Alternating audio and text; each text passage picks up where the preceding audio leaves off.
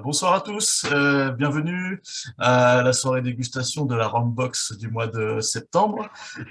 Aujourd'hui, on démarre tout de suite avec une invitée spéciale, Delphine Thermosieri de la distillerie Rémoninck en Guadeloupe. Merci Delphine d'être avec nous. Bonsoir. Bonsoir, merci à toi Nico pour l'invitation. Avec grand plaisir. Merci d'avoir répondu. Et on est aussi en compagnie de François de Rome Attitude, qui est là ce soir avec nous, euh, qui va déguster les rhums de la box ce soir et qui va discuter un petit peu autour de tout ça. Delphine, est-ce que tu peux nous rappeler ton poste au sein de la distillerie Rémoninck, pour ceux qui ne te connaîtraient pas?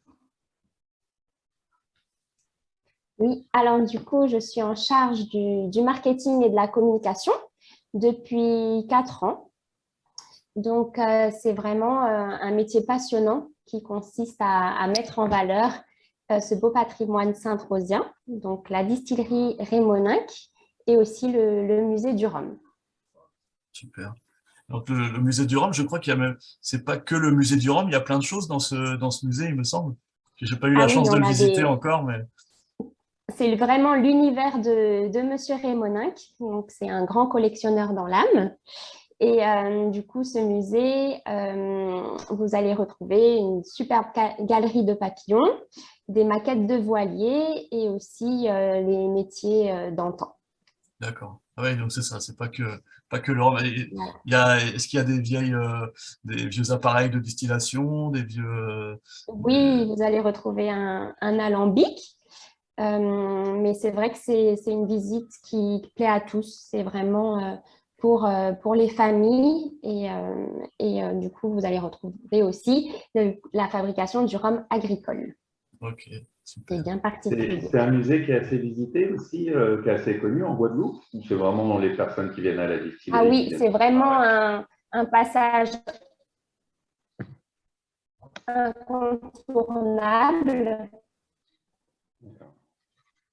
Bon, bah, la prochaine fois que je vais en Guadeloupe, il va falloir que je vienne Alors, je ne alors. sais pas, je vous entends pas très bien. François, Ah, ça a coupé.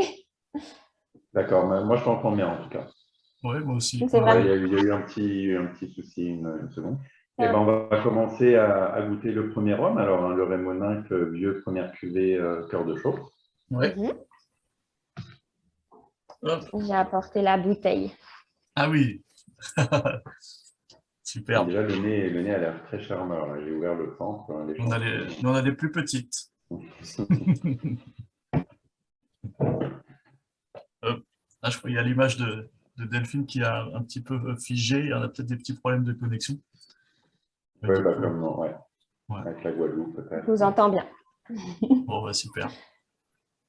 Alors, du coup, ce rhum, c'est un rhum agricole, hein, bien sûr. Donc, je rappelle, rhum agricole, c'est du rhum de pur jus de canne de Guadeloupe. Donc, la canne vient forcément de Guadeloupe et même des environs de la distillerie, j'imagine.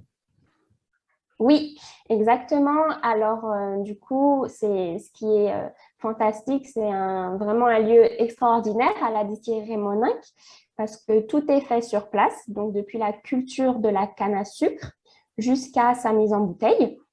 Donc, du coup, la distillerie est entourée de 20 hectares. Donc, on a D'accord, 9 parcelles d'accord, qui entourent la distillerie et on achète aussi de la canne à des producteurs locaux donc, d'accord. qui possèdent le même cahier des charges que nous en fonction de la sélection variétale et de sa qualité. Ok. Oui, d'accord. Je savais pas que vous aviez autant de cannes propres à la distillerie. Ouais, c'est super. Est-ce que est-ce que vous pouvez nous donner un petit peu les variétés de cannes que vous avez à votre disposition? Alors, on a 3 types de canne à sucre. On a 2 qui proviennent de la Réunion. Donc, c'est la D'accord, R582 et la R570. d'accord, Et une de Barbade qui est la B6966. Et d'accord, donc, ces 3 cannes sont vraiment, c'est vraiment ce qui compose le jus de canne à sucre. d'accord.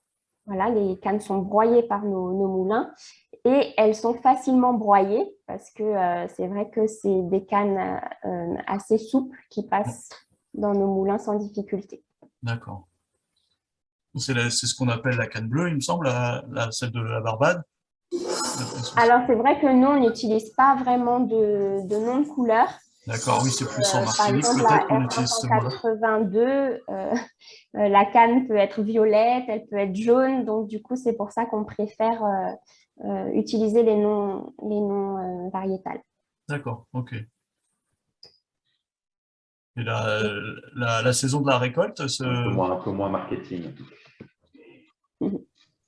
la saison de la récolte, ça se passe quand, à peu près, en gros? Alors, nous, on a débuté assez tard cette année. On a débuté au mois d'avril et la récolte a duré environ 4 mois. D'accord, ok. Voilà, c'était assez intensif, mais on a fait la production pour l'année. Et c'est vrai qu'on produit une petite quantité. On est très basé sur la qualité de nos produits. Okay. Donc, ce rhum-là, c'est un 3 ans, c'est ça, si je ne me trompe pas? Alors, celui-ci, c'est un 4 ans d'âge. Ah, c'est à 4 ans, ouais, si je me suis trompé. Cuvée. Et j'ai vu que tu avais mis première cuvée cœur de chauffe. Alors, ça m'a fait sourire, mais c'est une très belle, enfin, c'est un très beau titre parce que c'est le première cuvée il provient du rhum, de notre rhum blanc agricole, Oui. donc notre rhum cœur de chauffe, qui est aussi très particulier parce qu'il est distillé avec notre double colonne.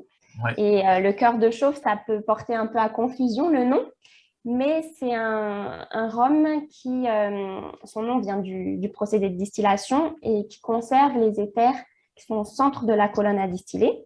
Donc, c'est un rhum assez particulier. Je vous invite à le découvrir ou le redécouvrir, notre rhum blanc cœur de chauffe. Ah, je le connais bien, celui-ci, il n'y a pas de souci. Très végétal.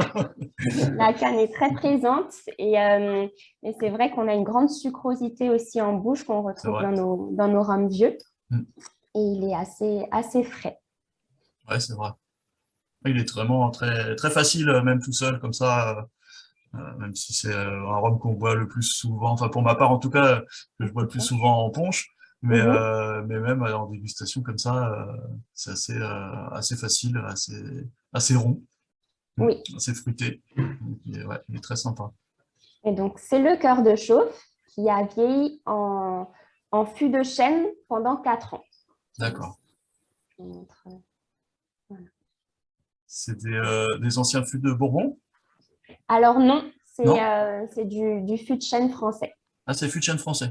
Oui, on possède aussi des fûts de Bourbon. C'est vrai que la particularité des rhums vieux rémoninques, c'est vraiment leur expertise et leur savoir-faire depuis 1965. Il faut savoir que monsieur et madame Rémoninck, ils ont... c'est toujours eux aujourd'hui ils sont très actifs au sein de la distillerie. Ils ont plus de 80 ans et 60 ans d'expérience. Donc, monsieur Rémoninck, c'est du coup le fils de Fernand, le fondateur de la distillerie. Et c'est vrai qu'ils apportent leur soutien à leurs enfants qui reprennent la distillerie. Et donc, c'est un univers masculin, on peut dire, mais qui s'est devenu tout naturellement féminin parce qu'ils ont 3 filles. Je profite de faire aussi un petit coucou à Xavier, le fils unique qui est en Thaïlande. Et du coup, c'est vraiment l'histoire de la distillerie qui perpétue son savoir-faire depuis des générations. Et toujours familiale et indépendante. Voilà, oui. Il y a aussi 2 petits-enfants qui sont actuellement au sein de la distillerie. Ah oui, vraiment, super.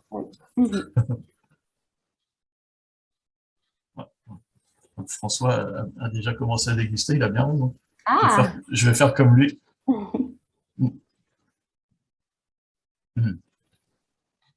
J'ai pas goûté énormément de rhum Rémoninck, mais j'ai souvent eu l'impression que d'un côté, j'avais des rhums jeunes, vraiment très ronds, très souples, fruités, frais, excellents, mais que par contre, plus on monte en compte d'âge, Et plus on va sur des rhums qui deviennent plutôt secs, secs et Boisé. un peu moins faciles, on va dire, ouais. Mhm. Plus boisés, forcément, voilà, etc. Alors, on retrouve le style, je trouve vraiment, dès les premières cuvées de vieux, je trouve que le style Rémonin est en place, hein. Le boisé est vraiment inimitable. C'est quand même parmi les rares rhums qu'on peut retrouver comme ça en un clin d'œil. On est sûr que c'est Rémonin, quoi. Il y a vraiment une identité très très forte. Oui. Là, en tout cas, c'est sûr que ça me plaît beaucoup, hein. Là, on sort du whisky live, le whisky dernier. J'ai goûté de Mhm. moins bonnes choses au whisky live, hein. Ça fait plaisir. Non, c'est vrai que quand on le fait déguster à l'aveugle, c'est un rhum, souvent on lui attribue 6 ans d'âge, parce que c'est vrai qu'il a une certaine douceur, mais il est très présent dans le boisé, et c'est vrai qu'on lui attribue souvent, enfin on le nomme plus âgé qu'il l'est en réalité. Moi, je pense même que plus je connais Rémonac, plus j'aime ces jeunes cuvées. Parce que je trouve que ça garde de la fraîcheur, il y a un petit peu de Mhm. poivre, on sent encore un peu la canne, il y Oui, a un fruit assez frais. Et, et à l'agrume un petit peu, moi je sens oui, l'orange. oui, c'est Bon, vrai. c'est particulier. Bon, on a des. Oui, bon, Mm, c'est particulier, mais c'est vrai qu'on a des petites notes d'orange agrumes. c'est vrai, ouais. Ouais, il y a, ça, C'est vraiment très complexe, hein. Ouais. ouais. Ouais, il y a des fruits confits, c'est complexe. Il y a une sorte de tabac aussi, un petit peu tabac blond comme ça. Mhm. En Euh, fin de bouche. ouais, la vanille et puis du bois. Mais c'est pour un 3 ans, c'est impressionnant. C'est vrai, la maturité qui dégage, quoi. Et après, ouais, c'est Après, ça. J'aime bien son côté un peu plus sec. Si on va à l'autre bout de la gamme sur un RQL ou un hors ah oui, d'âge, c'est c'est vraiment plus fondu. C'est vraiment un autre esprit, quoi. C'est oui, vraiment plus doux, plus fondu. Et finalement, j'aime beaucoup, moi, ce petit 4 ans voilà, qui n'en fait pas trop, mais Là, qui est très bien. là, on c'est commence vrai. bien la soirée, là. C'est Comment? vrai que chez Rémonac, on a vraiment une gamme très large de rhum et c'est vraiment pour chaque palais. On ne fait pas d'assemblage au niveau des âges. Donc, on a bien le 4 ans, le 7 ans, le 9 ans et les plus vieux millésimes. Et c'est vraiment, voilà, c'est une palette aromatique différente à chaque cuvée. Ouais. Donc, juste après celui-ci, alors on a quoi? On a le 7 ans? Oui, Ouais, c'est il y ça? a, alors la nouveauté, c'est la réserve 2013 qu'on a Ah, sortie cette année. Donc, c'est un 6 ans d'âge. d'accord. Voilà. Et ce qui a été sa particularité, c'est qu'il a eu subi une réduction très lente. Donc, il est vraiment très, on va dire, affiné. L'entrée en bouche est très délicate. On dit que c'est un rhum très féminin. Avant de passer au 7 ans, qui est Ok. plus boisé. Oui, Et c'est vrai que le 7 ans est vraiment un rhum emblématique aussi de la distillerie, comme le 9 ans, le 9 parce que ans, là, ouais. on ressent vraiment les arômes des fruits séchés. On a cette note aussi de pruneau. Je ne sais pas si c'est mon Oui, petit côté breton. Ça ressort. C'est le c'est vrai. pruneau qui se dégage du 7 ans. Ah, c'est une bonne idée, ça. Tiens, un Rémonac 9 ans à Avec un déguster bon avec un phare fard. breton, ça doit Ah être oui, quelque chose. c'est très bon, je vous l'accorde. Ah, eh ben, je vais essayer ça rapidement. Et ensuite, et il y a aussi du coup, il est un peu à part, peut-être le JR. Alors oui, le JR est très différent. Ce n'est pas la même base, donc ce n'est pas le cœur de chauffe. C'est un rhum spécialement conçu pour D'accord, fabriquer le JR. d'accord. Donc c'est un rhum blanc différent. Et ensuite, son vieillissement aussi est différent. Donc là, pour le coup, c'est un vieillissement en fût de Bourbon, D'accord. comme tu l'évoquais tout à l'heure. Et du coup, alors après le reste de la gamme, les 7 ans, 9 ans et tout ça, c'est assemblage Bourbon et chêne français ou c'est que du chêne français? C'est du chêne français. D'accord, ok. Ah, mais j'ai Voilà. toujours cru que c'était un assemblage, moi, donc, voilà. Et un assemblage entre les fûts de la même année, donc du même millésime. D'accord, Voilà. ok. Le fût de Bourbon est vraiment destiné à notre JR ou le JR plus vieux, le JR 2008. D'accord, ok.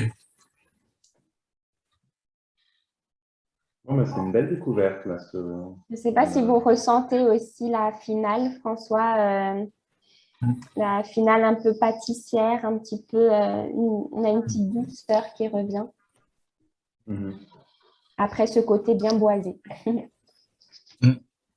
C'est vrai que ouais, c'est très pâtissier. Il y a un côté fruits confits, un peu cake aux fruits, avec du rhum, avec des raisins, raisins secs et tout ça.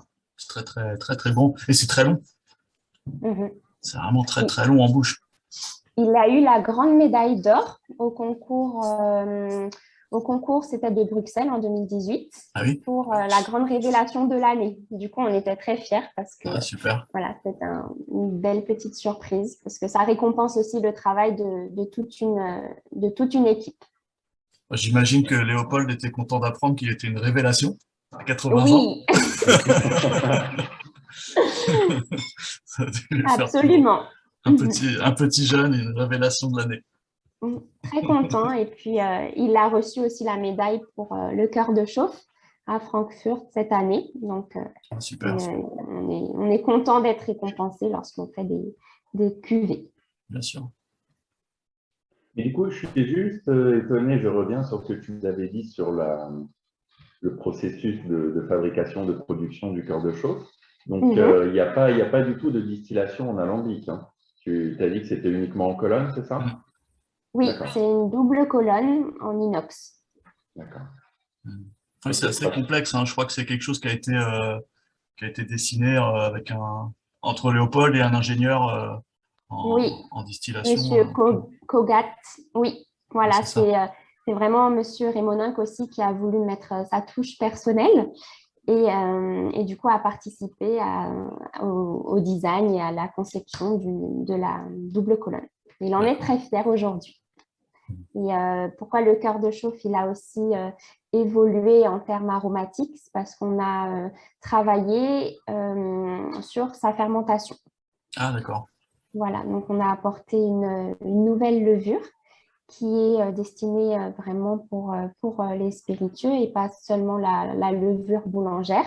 Donc D'accord. ça permet d'ajouter des nouveaux arômes assez délicats et très sympathiques au niveau du cœur de chauffe. D'accord. Ok. Ah, c'est une souche que vous cultivez ensuite, vous, de levure, ou c'est une levure. Non, Non, non, c'est quelque chose. c'est C'est une un levure qu'on a laboratoire sélectionnée. Mhm. sélectionné. D'accord, ok. Et, typiquement, c'est combien de temps de fermentation? C'est environ 48 heures au 48 niveau heures. de la fermentation. Voilà, dans des super belles cuves à ciel ouvert. D'accord. Ah oui, c'est ça. Oui, donc j'imagine il y a les levures de départ, puis après, il y a toutes celles qui, qui viennent les rejoindre gaiement dans les cubes ouvertes. Ok. Du coup, et ça fait un vin qui titre à combien à l'issue des 48 heures? Alors, À c'est peu près environ 4 à 6 degrés. 4-6. Ok, d'accord. Mhm. Et après, ça coule de la colonne à À 80 80. Attention, il ne faut pas ou tout un dire peu à Nico, moins. après il va ouvrir une distillerie, hein. Bah, il faut que vous veniez nous voir en Guadeloupe. On Ah sera oui, bien vraiment, sûr. ça nous ferait très plaisir de vous faire découvrir l'outil de production sur place parce qu'on a aussi de très beaux chais de vieillissement, comme tu as derrière, comme tu as derrière toi. On a plus de 2000 fûts qui contiennent du rhum. Donc, du coup, c'est vrai qu'on a une belle capacité de vieillissement et c'est très sympa parce que monsieur et madame Rémonac, ils ont mis depuis les années 80, 90, 2000 une belle part de rhum blanc en vieillissement. Donc, du coup, c'est pour ça qu'aujourd'hui, on arrive à vous D'accord, proposer des rhums très vieux, comme le dernier qui est sorti, c'était un 20 ans d'âge. d'accord. C'est la Carafort d'âge, c'est ça? On est à... La 20 ans d'âge. Donc, il y a eu la hors d'âge de 98. Ah oui, Et là, ça a c'était toujours été 98, d'accord, ok. Voilà. Et là, du coup, c'est le 20 ans qui est sorti en petite bombe. Une petite bouteille Ah aussi oui, très d'accord. féminine. Oui, je vois. Voilà. Ok. Ah, j'ai pas eu encore la chance de goûter ça. Va falloir que... Il faudra venir sur place. Ah bah voilà. Voilà, je suis obligé maintenant. Bon, ben, mais merci beaucoup, Delphine. Merci à vous pour l'invitation. Et Avec grand puis, plaisir. on vous accueillera avec grand plaisir tous à la distillerie Rémonin qui est au musée du Rhum, donc à Sainte-Rose. On est aussi représenté par Maceo le week-end prochain au Rhum Avenue. D'accord. Voilà, donc n'hésitez pas à leur faire un petit coucou, à passer les voir pour découvrir nos rhums plus vieux. Super. Voilà, et puis à très bientôt. Merci François, merci Nico. Merci beaucoup. Et Merci. bonne fin de journée à toi. Merci. À Au bientôt. revoir. Au revoir. Alors, qu'est-ce que tu as pensé de ce petit Rémoningue, François? Vraiment,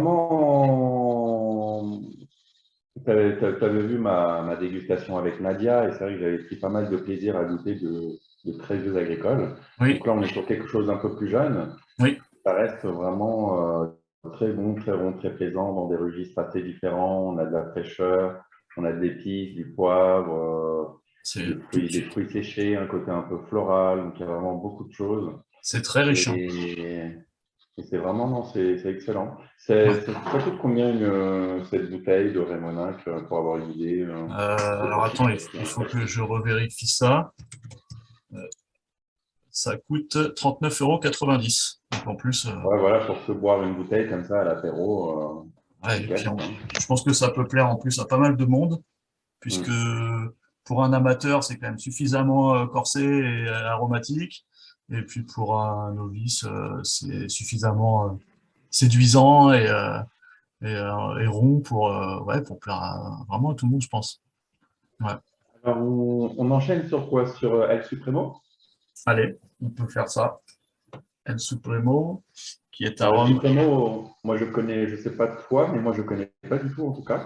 Même de Euh, nom, c'est pas un rhum dont on parle très souvent, je pense. c'est vrai, mais c'est assez récent. Et, moi, j'en ai entendu parler très récemment, lorsque je l'ai dégusté pour Romatitude, pour faire la note de dégustation. Et j'ai été assez surpris parce que selon le style, un petit peu de la bouteille, la provenance et tout ça, je m'attendais à quelque chose d'assez traditionnellement rond, caramélisé, vanillé, assez simple, assez doux, assez facile. Et j'ai eu la surprise de trouver quelque chose de plutôt complexe. Alors, bien sûr, rond et agréable, hein, mais assez complexe avec de la canne. Parce qu'en fait, déjà, il s'agit d'un rhum non pas de mélasse, mais de miel de canne. Donc, c'est un rhum du Paraguay. Donc, c'est comme à l'image des rhums Fortine, par exemple, Fortin, qui font aussi du rhum de miel de canne. Et du coup, ce côté jus de canne cuit, qui est pas encore vraiment de la mélasse, se retrouve dans le rhum. Et donc, ça donne des choses assez aromatiques, assez surprenantes. Et alors, le miel de canne, visuellement, ça ressemble quand même presque à de la mélasse. Mais en fait, il n'y a eu qu'une seule cuisson. C'est vraiment, euh, c'est vraiment comme du sirop de canne, un petit peu comme du sirop de batterie, mais encore moins cuit. C'est vraiment un jus de canne évaporé. Donc ça a quand même une apparence noire comme la mélasse, mais c'est beaucoup plus fluide et puis ça a des teintes un petit peu, des teintes un peu marron, un peu mielées même selon le niveau de Mm. cuisson. Et donc on retrouve vraiment des notes de canne qui sont encore vraiment présentes, quoi. On n'a pas le côté très réglissé de la mélasse, on a un côté vraiment canne qui est encore là.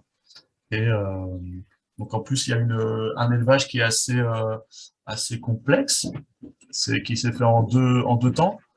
Il y a les 4 premières années en fût d'Incensio, euh, qui est une naissance exotique, hein, j'imagine, qui vient directement du Paraguay. L'Incensio, c'est un bois qui a des couleurs, des teintes rosées. Alors, je me suis demandé si c'était peut-être un cousin ou même une autre appellation du Jequitiba C'est qui va. brésilien, qui est un peu rosé aussi. Donc voilà, je pense que c'est une piste. Ah, et alors il y a quelqu'un qui nous souhaite bonne soirée, Jessica. Bonne soirée à toi, Jessica, qui doit nous laisser un peu plus tôt. qui est responsable de la partie caviste chez Maceo. Et du coup, j'imagine qu'on la retrouvera à Rome Avenue lundi. Donc, bonne soirée, du coup, et à très vite. Et c'est vrai que tu parlais de mélasse, et ça fait longtemps que je n'en avais pas goûté. Et là, j'en ai goûté dimanche dernier au 1802, et c'est de la mélasse cubaine. Ouais, Et je ne m'attendais pas à ce que ce soit vraiment aussi réglissé, quoi. oui. Ah oui, c'est impressionnant, hein. Et, hmm. C'est impressionnant, c'est vraiment c'est vraiment comme le sucre de canne cuit à l'extrême. Ça a à la fois ce goût très très puissant de sucre de canne, très concentré, et énormément ouais, de réglisse, hein. C'est vraiment vraiment impressionnant. C'est vrai que là, pour l'instant, je suis assez loin, voilà, des runs un peu auxquels j'aurais pu m'attendre en voyant le nom El Supremo. On n'est Oui, pas juste sur quelque chose un peu coco, vanille, caramel, torréfié. ouais, Il y a un côté assez beurré. ouais.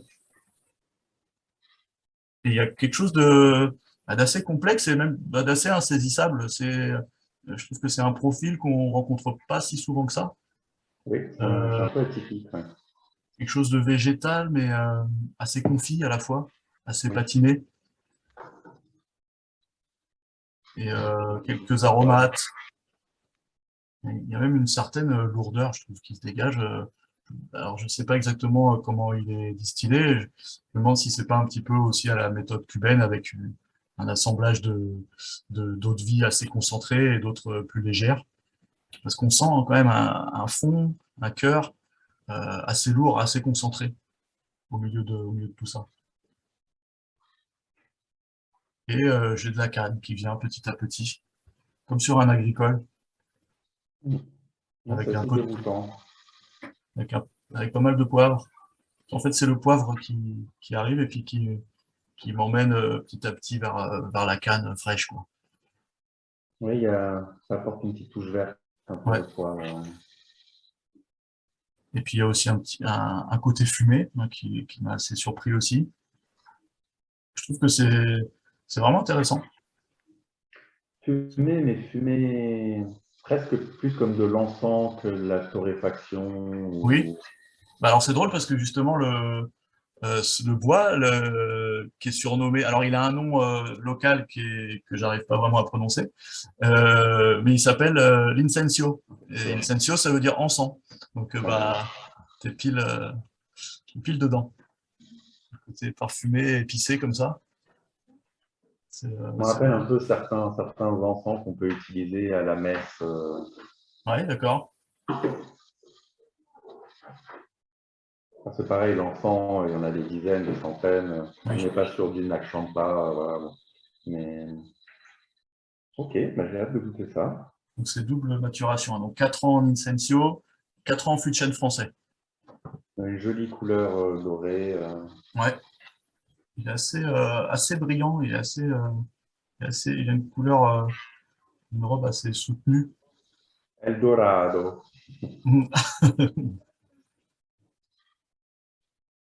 Donc au Paraguay, en dehors de Fortine, qu'est-ce qu'on a d'autre comme rhum? C'est une bonne question. Paraguay, moi je vois pas trop d'autres. Je vais peut-être Il y a me une faire petite, taper dessus. il y a une petite distillerie là, qui est vendue depuis quelques mois, je crois, en France. Il y a Marianne des Paraguay. Je Oui, sais pas si tu vois avec l'étiquette avec une Marianne. je vois. C'est Mais assez- alors, du coup, je sais pas. Du coup, je sais pas d'où ça vient. C'est ça le. Ben, ils ont leur propre distillerie, je crois. Hein. Ils ont leur propre distillerie. Ah d'accord. Ok. C'est un projet un peu compliqué, je crois, avec un Allemand qui a travaillé à l'étranger, qui finalement s'est installé là-bas, fait sa distillerie. D'accord. Ouais, j'avais pas trop d'infos là-dessus. Tu sais si c'est du miel de canne aussi? Je ne sais pas. Sinon, ouais, Paraguay. Faut que faut que je refasse un tour sur Rome Attitude.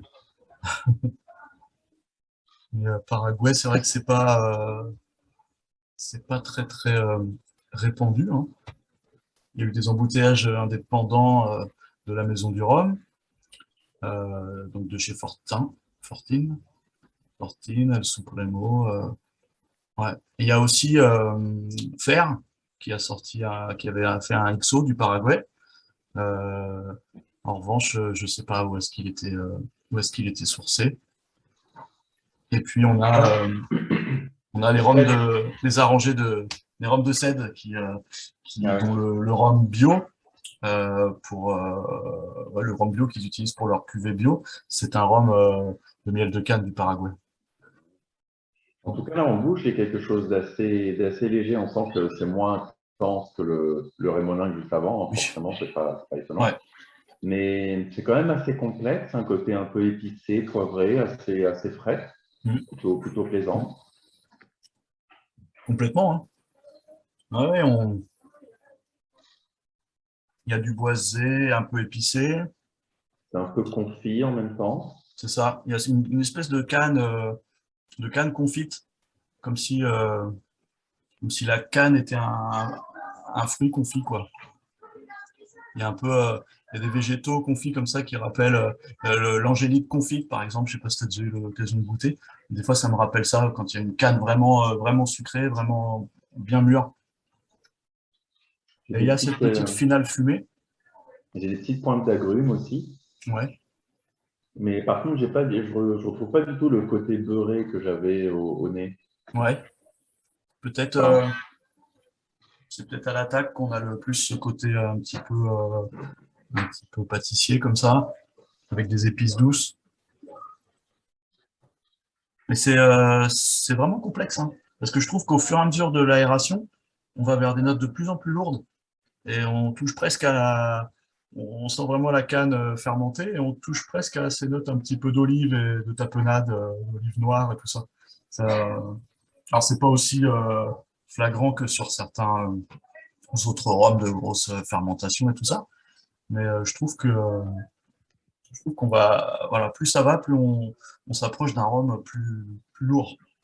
Là, tu as mentionné l'olive. Moi, il y a un truc que j'aime bien faire sur les Jamaïcains, c'est mettre une petite goutte dans ma paume, Ouais. bien étaler, frictionner et voir un petit peu comment ça rend. Bon, là, j'ai encore le savon avec lequel que j'ai utilisé pour me laver les mains tout à l'heure, donc bon, ça marche pas trop. Ça nettoie un peu. Assez léger. Ça va être bon aussi. En tout cas, ça colle pas aux mains, donc a priori, c'est pas dosé ou alors vraiment très peu. Ça semble pas. Ça semble pas trop sucré en tout cas.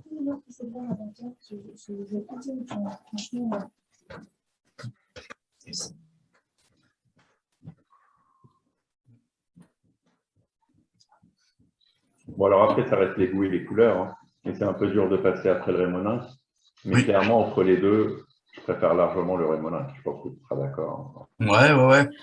C'est le Rémonin qui est plus plein. Il propose vraiment, voilà, il tapisse plus la bouche. Il a une attaque un peu plus vive. Mais celui-ci, je trouve qu'il est intéressant parce qu'il change. Il est assez complexe. Il est doux à la fois, suffisamment aromatique. Je pense que il a aussi cette capacité, je pense, à réunir un petit peu. Parce que ça peut surprendre, je pense, un amateur. Je pourrais vous faire goûter ça à un amateur à l'aveugle. Je pense qu'il pourrait être assez surpris. Il pourrait partir. Moi, peut-être qu'à l'aveugle, je pourrais partir sur même un rhum distillé en alambic, un rhum de l'île Maurice, par exemple. Voilà, quelque chose comme ça, ça pourrait, pour moi, me faire penser à Saint-Aubin, par exemple, ou quelque chose dans ce genre-là. Et puis à la fois, bah, c'est plutôt doux. Je pense que la bouteille doit descendre assez bien. Lors d'une soirée entre amis, je pense que ça doit se boire très bien.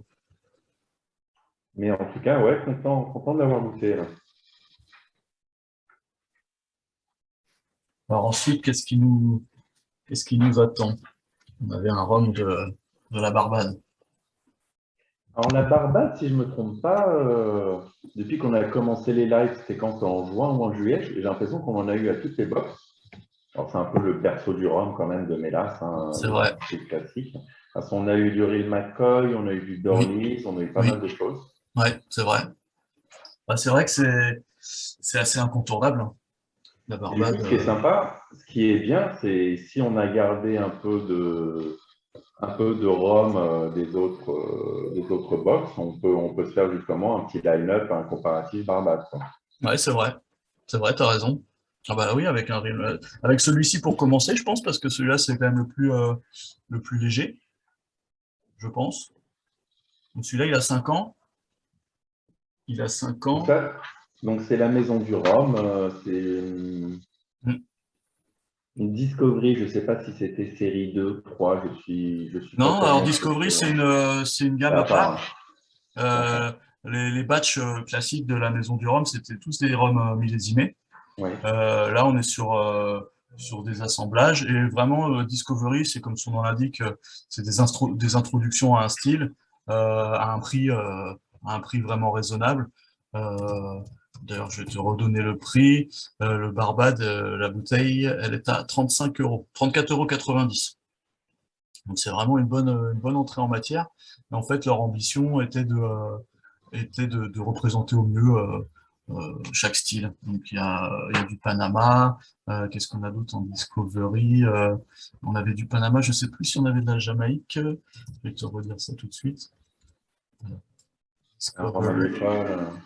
Il y avait du anti-française, du Panama, du Barbade. Bon, je pense qu'il y en a d'autres qui sortiront par la suite. Et je trouve que l'objectif est bien rempli parce qu'ils arrivent à faire vraiment des rhums à un tarif très raisonnable et bien représentatif. Donc, celui-ci, c'est un 5 ans. On ne sait pas exactement de quelle distillerie il provient. C'est peut-être un assemblage de plusieurs distilleries. Et bon, bah, typiquement, hein, il est vieilli en fût de Bourbon. Le style, je trouve que vraiment tout le style de la Barbade est bien là, quoi, hein. Très axé sur le fût de Bourbon, la vanille, la noix de coco, un boisé légèrement assez tendre et puis toasté à la fois. Et j'ai aussi l'impression que c'est assez relativement fruité, ou alors il y a comme une petite note de Oui, presque de vernis ou d'ester, oui. Alors oui, de la banane peut-être. il y a un côté assez léger, je trouve peut-être dans les premiers instants, qui donne peut-être un côté fruité léger, voire même un peu floral. Et ensuite, on a une sorte de, ouais, comme un solvant qui est souvent un bon signe chez les rhums de la Barbade, notamment chez Foursquare. On a un solvant qui est vraiment un signe de concentration, d'un boisé assez intense. Et, Ouais, et- la couleur est plutôt jaune pâle, mais avec un oui, côté légèrement verdâtre presque. c'est vrai. Ouais. C'est vrai qu'il est très clair. Ça doit être des fûts de Bourbon déjà qui ont eu déjà plusieurs remplissages. Du coup, on en profite pour rappeler que la couleur n'est pas toujours signe de maturité. Et inversement, tu peux avoir aussi un rhum qui est relativement clair et qui peut avoir vieilli plutôt longtemps. Mais tout dépend de l'âge du fût et puis des colorants éventuels qui ont été ajoutés. Là, pour le coup, on voit qu'il n'y a aucun colorant et que pour un rhum de 5 ans, il est assez clair. Mais cependant, il a quand même une jolie concentration aromatique et il est vraiment agréable. Alors, je viens juste de remarquer ton t-shirt, là. Qu'est-ce que c'est? C'est Ma part des anges? Oui, c'est ça. C'est la nouvelle collection La part des anges 2021. Oui, donc bah, ouais, Ma part des anges, bah, tiens, j'aurais en profité pour parler des amis de Ma part des anges. C'est une association de deux grands passionnés de Rome qui, euh, qui propose aux enchères des rhums souvent vraiment exceptionnels, rares, des cuvées un peu spéciales, et qui dédie chaque vente, donc ça se passe sur eBay en général, tout le temps même, il dédie chaque vente à une association ou à même plusieurs associations par vente, et l'intégralité des recettes de la vente, pas que les bénéfices, puisque ils n'ont rien à vendre. L'intégralité des recettes est versée à des associations. Alors, le plus souvent, ce sont des petites bouteilles de 20 centilitres, mais on trouve aussi des bouteilles entières.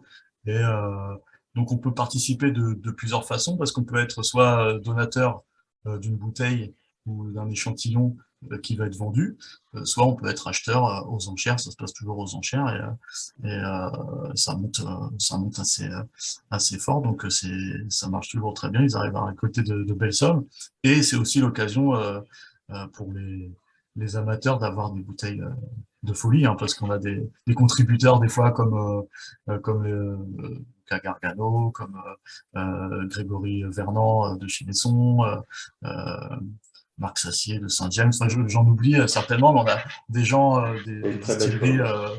de distilleries, de fameuses distilleries qui sortent des petites pépites uniques de leur réserve, spécialement pour les ventes.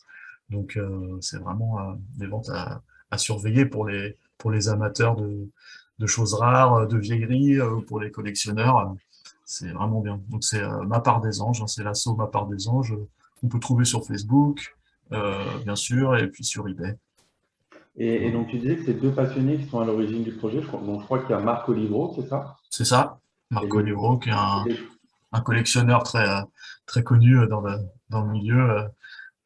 Coucou Marc, si tu nous regardes, qui a un fondu qui arrive à avoir vraiment des beaux objets de collection. On se demande comment il arrive à trouver ça.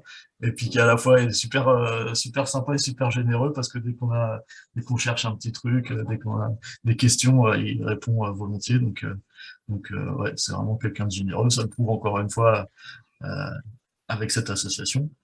Et puis bah, son collègue pour l'association, c'est Cyril Veglars, qui est Ah oui. l'auteur du blog du Rhum, du fameux blog du Rhum, et aussi contributeur de Whisky Mag, et auteur du livre Les Silencieux, du Rhum des Hommes, qu'il avait fait en partenariat avec Freddy Marcarini, le photographe, qui nous a quittés il y a peu de temps, malheureusement. Et donc Cyril, voilà, un grand passionné aussi de Rome, et qui nous a fait partager aussi des dégustations incroyables, qui a fait des enquêtes très approfondies. Voilà, vrai passionné. Donc, ouais, vraiment une très belle association. Donc, on attend la prochaine vente. Et donc, oui, je disais au début on revient souvent à la Barbade parce que c'est quand même un des piliers du rhum des Caraïbes. En fait, c'est à la Barbade que l'on a les premières traces officielles du rhum moderne, entre guillemets, du rhum tel qu'on le connaît aujourd'hui, avec des distilleries de taille un peu importante. Et ça date au cours deuxième moitié du XVIIe siècle. Et on a notamment la distillerie Manguet, dont les premières traces officielles remontent à 1702, hein, un peu plus tard.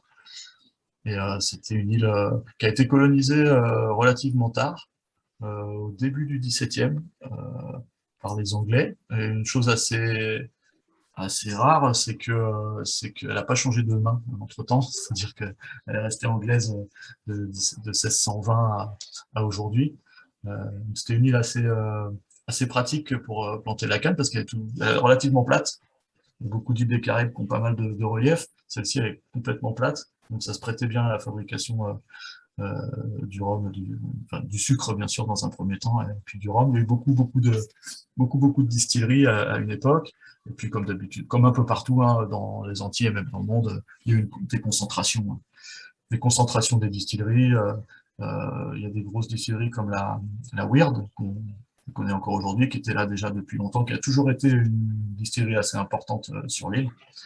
Et puis voilà, ça a été surtout vendu à des négociants, enfin, d'ailleurs uniquement à des négociants.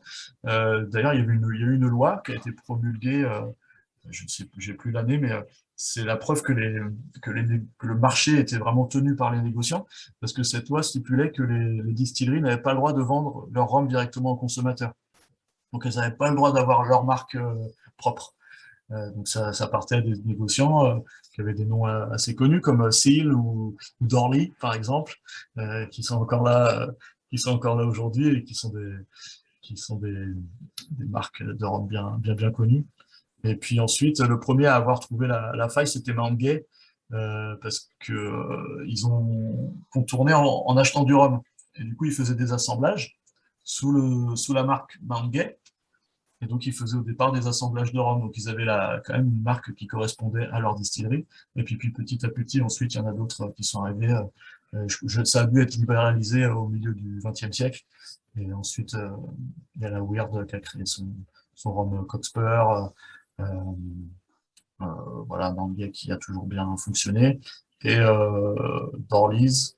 Dorleys qui au départ était un assemblage et qui se fournissait à la Weird aussi d'ailleurs, qui se fournissait un petit peu partout. Ensuite, a décidé de fiabiliser un peu ses approvisionnements.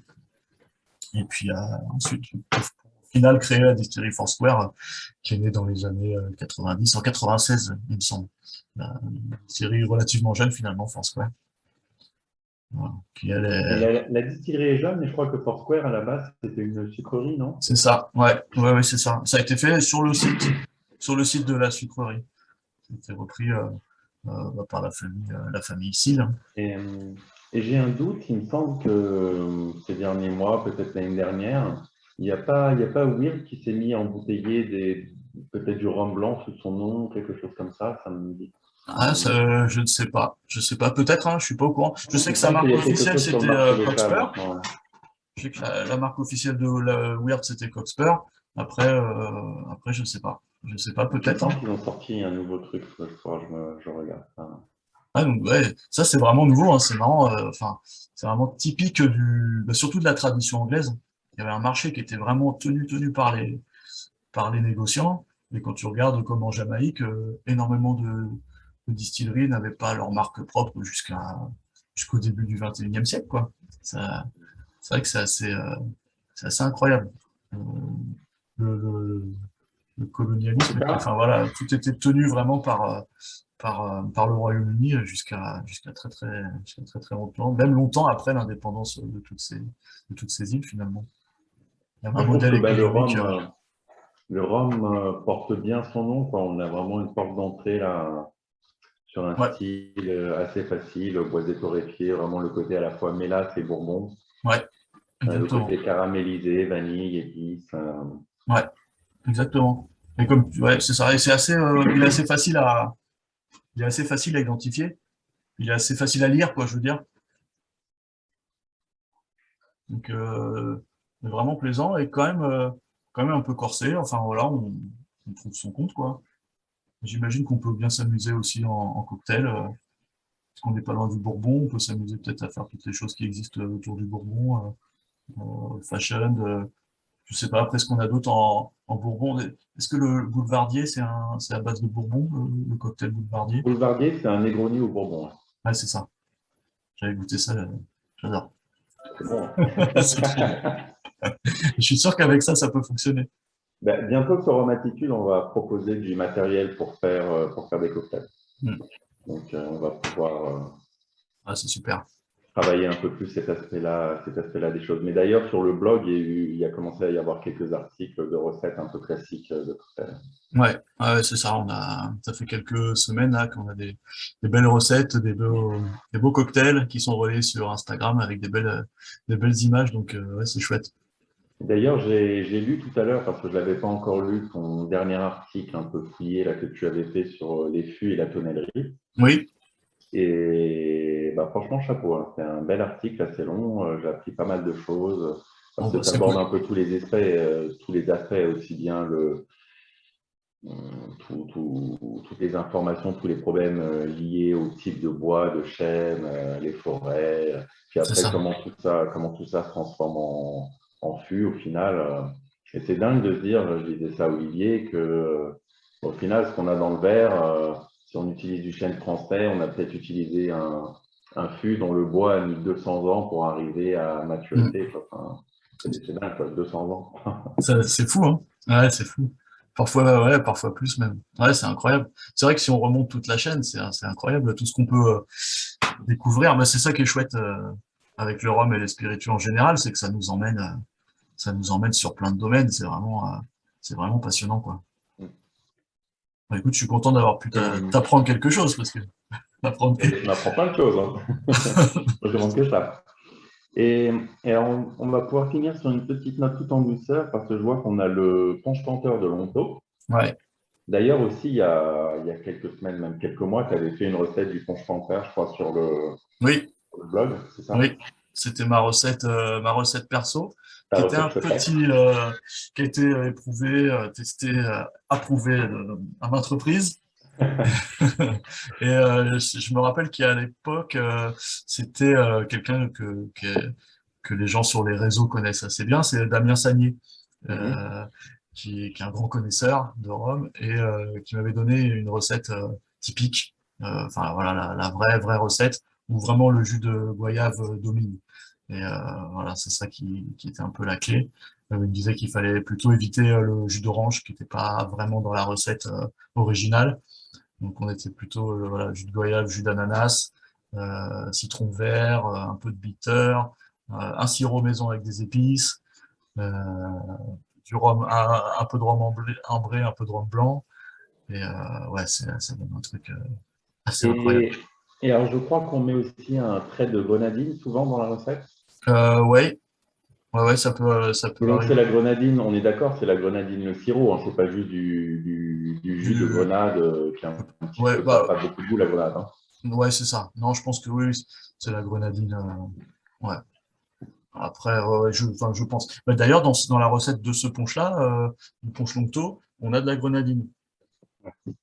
C'est euh, c'est goyave, ananas. Qu'est-ce qu'on avait d'autre dedans? Il y a de la cannelle.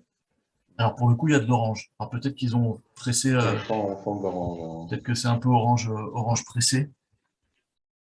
Cannelle. Alors je vais revoir parce que il me semble que j'ai oublié un fruit.